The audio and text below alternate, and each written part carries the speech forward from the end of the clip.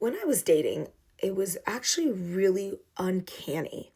Other than one relationship, all of the relationships I've had in my 20s and early 30s for 10 years, from the age of 22 to 32, none of my relationship lasted past 2 months.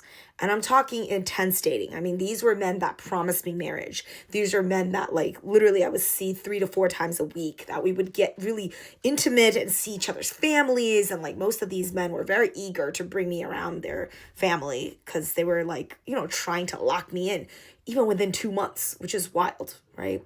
So 2 months is about as long as you really need if you're seeing someone 3 to 4 times a week to assess their character and figure out who they are. Because if they can fake it for 1 month, they can't fake it for 2 months.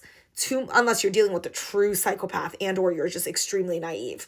At a certain point, you got to make the call. 2 months in, that's it. Like, this is either a really good person and you're going to move forward, or this is not working out. You got to cut your losses because you can't change anyone. If there's one thing I learned in dating, it's that you can't change anyone. And this applies to careers, to jobs. When people are adults and they're off after college, there's very little you can do to really change who they are, especially once they're past the age of 26, 27. They're basically done. That is who they are. You're not going to change them. You're not going to change their political belief systems. You're not going to change their, like, moral ethics, their kind of psyche, their patterns that are shaping their brain, already established biologically.